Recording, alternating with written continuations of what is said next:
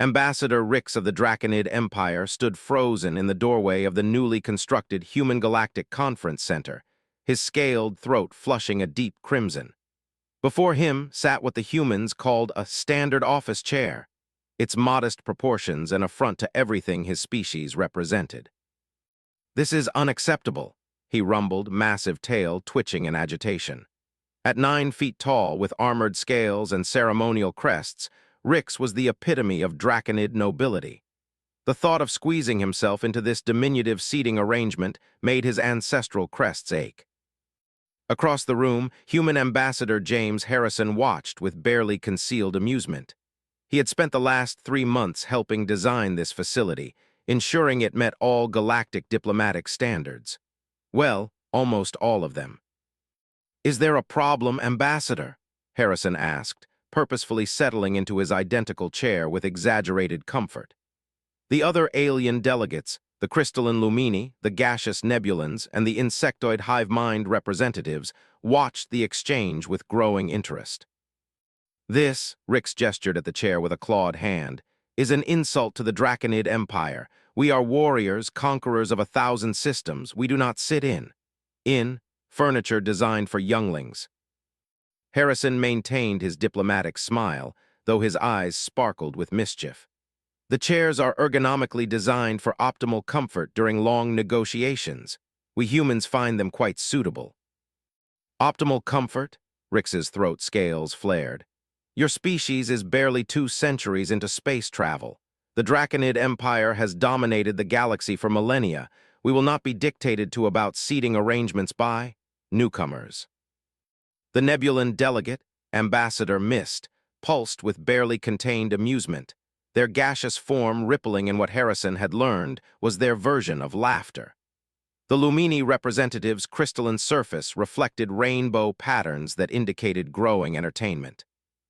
"Perhaps," Harrison offered, "we could arrange for a different chair." "The entire chamber must be redesigned," Rix declared.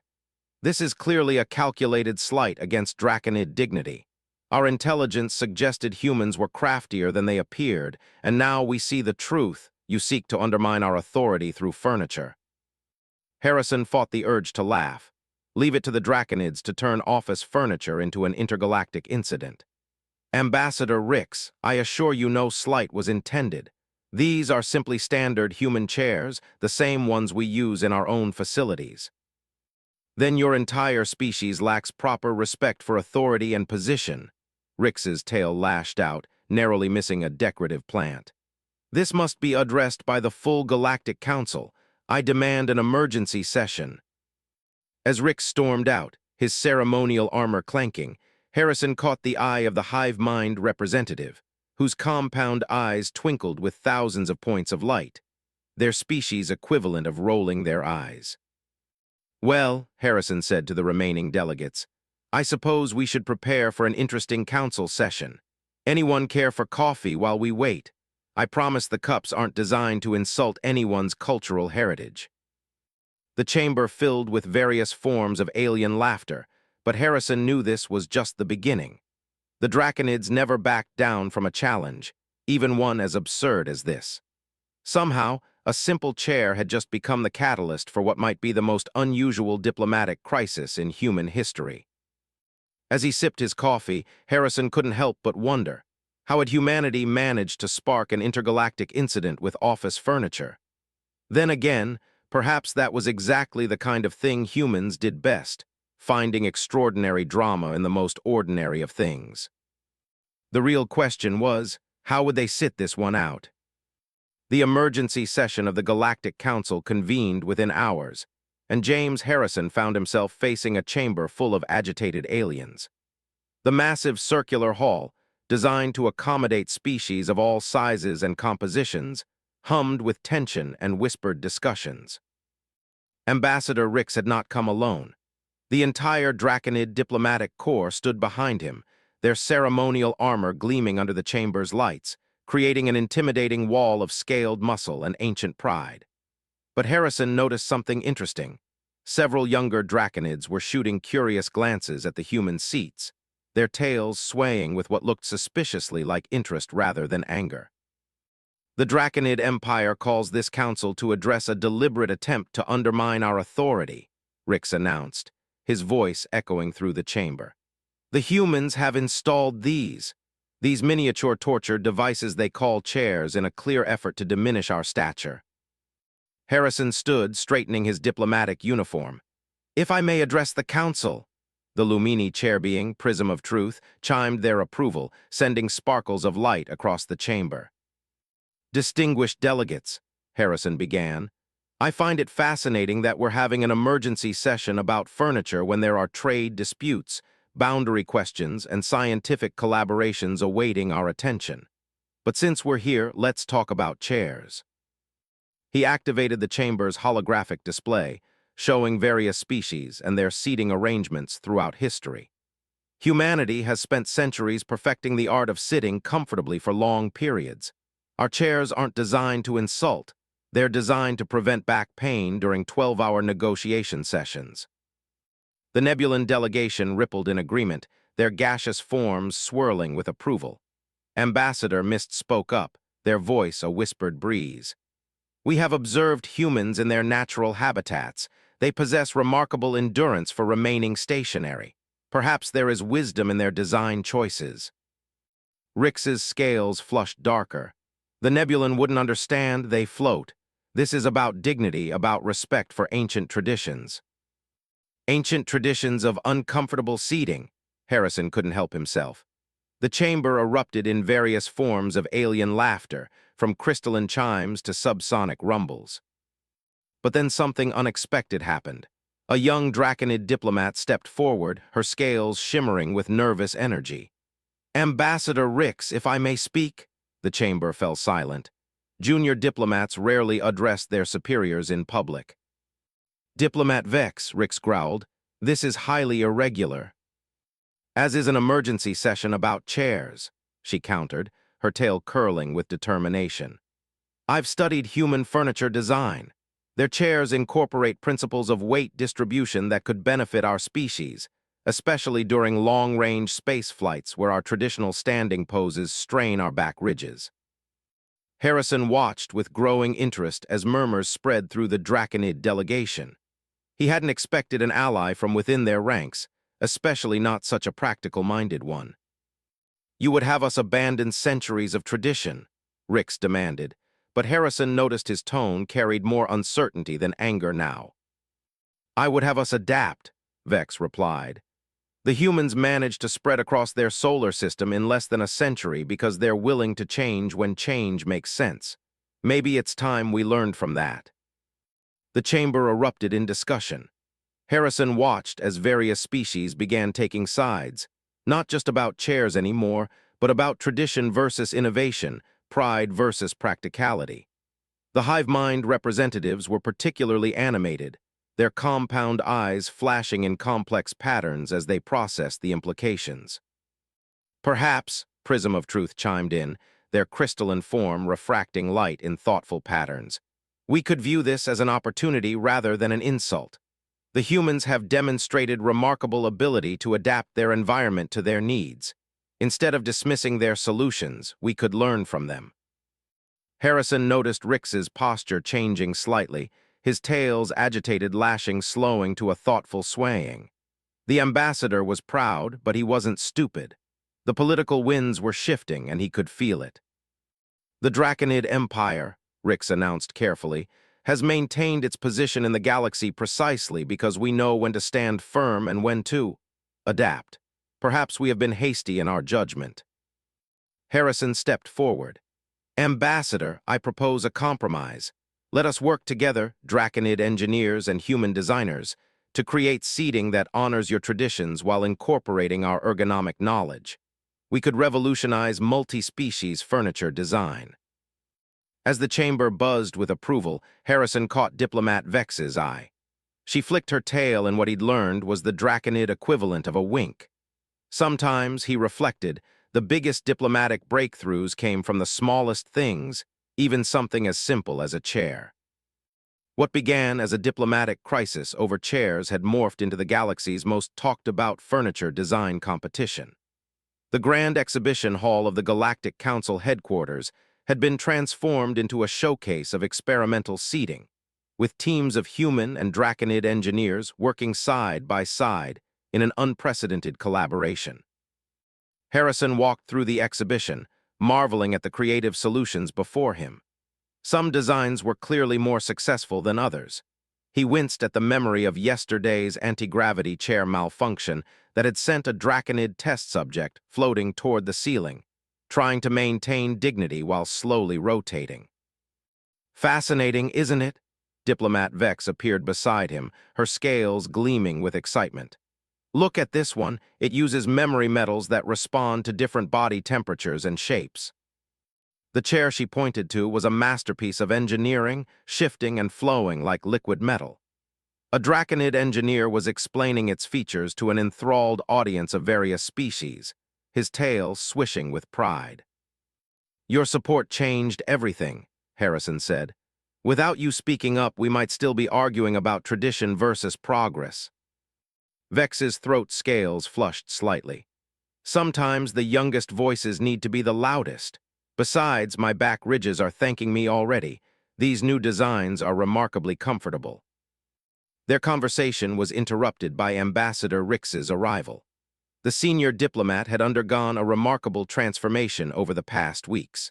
While still proud and imposing, he now carried himself with a different kind of authority, one born of adaptation rather than rigid tradition. "Ambassador Harrison," Rix rumbled, "our teams have prepared the final prototype for today's demonstration. I trust you're ready." Harrison nodded. The culmination of their joint project would be a public demonstration of what they called the Universal Comfort Interface, a chair that could adapt to any species' physiology while maintaining both ergonomic support and cultural dignity. The exhibition hall filled quickly. Representatives from every major spacefaring civilization had come to witness this unusual collaboration. The Nebulans drifted near the ceiling, their gaseous forms swirling with anticipation. The crystalline lumini arranged themselves in perfect geometric patterns for optimal viewing. Even the normally reclusive quantum collective had sent observers, their probability fields flickering with interest. "Distinguished delegates," Harrison addressed the crowd, "what began as a dispute over seating has led us to something revolutionary. Today, we present not just a chair, but a symbol of what we can achieve when we combine different perspectives." The prototype was unveiled, drawing gasps and various species-specific expressions of awe. It looked deceptively simple, a sleek, elegant design that seemed to shift and change as you watched it, like a mirage in desert heat. "The key innovation," Vex explained, stepping forward, "is the integration of both human ergonomic principles and draconid biomechanical traditions. The chair actively reads the user's physical structure and cultural preferences, creating the perfect balance of comfort and dignity." To demonstrate, she sat in the chair. Immediately, it adjusted to her draconid form, accommodating her tail and supporting her back ridges while maintaining the slightly elevated position that draconid tradition demanded. When she stood, Harrison took her place, and the chair smoothly reconfigured itself for human physiology. The audience was captivated, but Harrison noticed Ambassador Rix looking troubled. "Is everything all right, Ambassador?" Rix spoke quietly, so only Harrison and Vex could hear. "We may have created something too successful. The Draconid High Council is concerned about the implications. This level of adaptation, of flexibility, it challenges many of our core beliefs about maintaining rigid traditions." "Perhaps that's exactly what makes it valuable," Vex suggested. "We're proving that we can honor our traditions while embracing innovation." The demonstration continued, with representatives from various species trying the chair. Each success brought new cheers and discussions, but Harrison could see the political implications rippling through the crowd like waves in a pond. The hive mind representatives were particularly enthusiastic, their compound eyes flashing in complex patterns as they analyzed the potential applications. "This technology could revolutionize multi-species space travel," they chittered excitedly.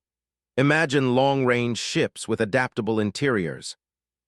As Harrison watched the excitement build, he realized they'd created something far more significant than a solution to their seating dispute.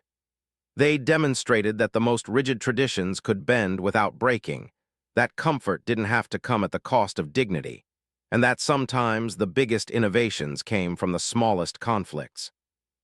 But as he caught Rix's troubled expression and Vex's determined one, he knew their story wasn't over. They'd solved the physical challenge of universal seating, but the cultural and political ripples were just beginning to spread. Sometimes, he reflected, the most powerful revolutions started with something as simple as learning to sit down together. News of the adaptive chair technology spread across the galaxy with unexpected speed, and with it came chaos. Harrison found himself in the middle of what the galactic media had dubbed the comfort revolution, watching as their simple furniture solution triggered a cascade of social changes throughout multiple civilizations. The first signs of trouble came from the Draconid Empire's outer colonies. Young Draconids were demanding adaptive furniture in schools, workplaces, and public spaces. Traditional standing-only chambers were being challenged as outdated and inefficient. Conservative elements of Draconid society were calling it a crisis of cultural dissolution. "You've started a civil revolution with a chair," Ambassador Rix said, packing Harrison's office. His tail knocked over a potted plant, but for once he was too preoccupied to maintain his usual rigid composure. "The Outer Rim provinces are refusing to stand during imperial ceremonies. They're calling it progressive posturing." Harrison suppressed a smile at the pun, knowing this wasn't the time for human humor. "Surely some change is inevitable, Ambassador. Your own people designed half the technology." "Change should be controlled, measured," Rix argued, but his voice lacked its usual conviction. "Yesterday, a group of young engineers proposed redesigning our warship's command centers with adaptive interfaces. They claim it would improve combat efficiency by 40%. "Would it?" Harrison asked carefully. Rix's scales flushed. "That's not the point. The point is—" He stopped, staring at the prototype chair in the corner of Harrison's office. Without seeming to realize it, he sank into it, his massive frame settling as the chair adjusted perfectly to his form. The door chimed, and Diplomat Vex entered, carrying a data tablet. Her scales were bright with excitement.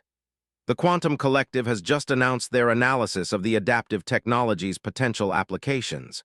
They're predicting a 300% increase in multi-species cooperation efficiency if implemented across all major space stations."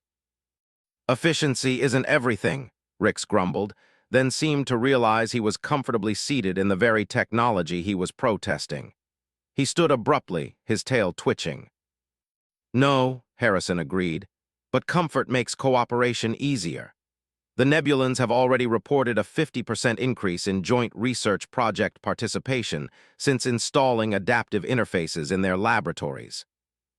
A priority message flashed across Harrison's desk display. The hive-mind colonies were requesting immediate trade negotiations for adaptive technology patents. The Lumini Crystal Confederation wanted to discuss potential applications in public transportation. Even the notoriously isolationist Quantum Collective was showing interest in cultural exchange programs for the first time in centuries. "It's not just about chairs anymore," Vex said, her voice soft but firm. "We've proven that tradition and innovation can coexist. The adaptive interfaces respect cultural preferences while providing practical benefits. It's making people question other unchangeable aspects of their societies." Harrison watched as Rix's expression shifted through a range of emotions. The ambassador was facing the same challenge as his entire civilization, learning to bend without breaking, to adapt without losing identity. "The High Council is meeting next week," Rix said finally. "They're considering creating a new position, Minister of Adaptive Innovation." He looked at Vex meaningfully. "They've mentioned your name." Vex's scales rippled with surprise, but she maintained her composure. "And how do you feel about that, Ambassador?" "A month ago, I would have called it sacrilege," Rix admitted. "Now," he glanced at the chair he'd just vacated, "now I'm beginning to understand that preserving our culture doesn't mean freezing it in time." A commotion outside drew their attention. A group of mixed-species tourists was taking pictures of the conference center's newly installed adaptive furniture. Among them, A young Draconid child was showing a human child how to adjust the settings for optimal tail comfort, both of them giggling at the chair's movements. "Look at them," Harrison said quietly. "They don't see a cultural crisis, they see possibilities." Rix watched the children for a long moment. "Perhaps," he said finally, "that's exactly what we need to see as well." His posture straightened, but differently now, not with rigid tradition, but with new purpose. "Diplomat Vex, I believe we have work to do. The High Council will need a comprehensive proposal for implementing these changes without losing our core values." As they left, Harrison sat in his own chair, thinking about how the smallest changes could spark the biggest revolutions. Somewhere in the galaxy, a Draconid was sitting comfortably for the first time in their species' history, and that simple act was changing everything. The galaxy was learning a lesson humanity had discovered long ago. Sometimes the most powerful changes come not from grand gestures or dramatic battles, but from simply making life a little more comfortable for everyone. 1 year after the Great Chair Incident, as it had come to be known in diplomatic circles, the Galactic Council gathered for its centennial assembly. The chamber looked different now. Adaptive interfaces had been seamlessly integrated throughout the space, allowing each species to participate in optimal comfort while maintaining their cultural dignity. Harrison stood at the observation deck, watching delegates arrive. The changes went far beyond furniture. Species that had once kept rigid distance from each other now mingled freely in the adaptive common areas. A group of young Draconids was giving a tour to some human exchange students, their tails moving with animated enthusiasm as they demonstrated the latest innovations in adaptive technology. "Quite a view, isn't it?" Minister Vex appeared beside him, her new ceremonial robes shimmering with the colors of both tradition and innovation. The youngest minister of adaptive innovation in Draconid history had proven to be exactly what the Empire needed, a bridge between the old and the new. "Hard to believe it all started with a complaint about chairs," Harrison mused. "The best revolutions often start with the smallest things," came Ambassador Rix's voice as he joined them. The senior diplomat had undergone his own transformation over the past year. While still proudly traditional, he had become known as a moderate voice in the Empire, advocating for what he called conscious evolution. The chamber below filled with representatives from across the galaxy. The Nebulan delegates drifted in their new containment fields that doubled as adaptive seating. The Lumini crystalline forms refracted light through specially designed interfaces that enhanced their natural communication patterns. Even the Quantum Collective had sent a larger delegation than usual, their probability fields interacting comfortably with the new technology. "The latest reports are impressive," Vex said, consulting her data tablet. "Multi-species cooperation has increased by 200% across all major sectors. The adaptation technology has spread beyond furniture. We're seeing it in transportation, architecture, even entertainment venues. But more importantly," Rix added, "we're seeing it in attitudes. The younger generations especially are growing up with the idea that tradition and progress can coexist, that comfort and dignity aren't mutually exclusive." Below them, the council session was beginning. The main agenda included discussions on expanding the adaptive technology to public spaces across all member worlds, creating new guidelines for multi-species architectural standards, and establishing cultural exchange programs focused on innovative preservation of traditions. "You know what the humans back home found most amusing about all this?" Harrison said, smiling. "That it took a complaint about office furniture to spark one of the biggest cultural revolutions in galactic history." "Speaking of cultural revolution," Vex interjected, "wait until you see what we've planned for the ceremonial chamber in the Imperial Palace. We're installing adaptive interfaces that can recreate traditional standing positions while providing full support. The conservatives get their traditional appearance, the progressives get their comfort, and everyone saves face." Rix laughed, a sound that would have been unthinkable a year ago. "Face saving through furniture, now that's true diplomacy." A commotion below caught their attention. A young Draconid human engineering team was demonstrating their latest prototype. a fully adaptive meeting space that could transform from a traditional Draconid standing chamber to a human conference room to a Nebulan floating arena, all while maintaining cultural authenticity for each species. "You know what I'm most proud of?" Vex said quietly. "It's not the technology. It's watching different species learn to adapt to each other without losing themselves. Every time I see a Draconid relaxing in an adaptive chair while maintaining their dignity, or a human participating in a traditional Draconid ceremony with the help of adaptive support, I know we've changed something fundamental." Harrison nodded. "We've shown the galaxy that progress doesn't have to mean abandoning tradition. Sometimes it just means finding a more comfortable way to honor it." As they watched the diverse crowd below, Harrison reflected on how far they'd come.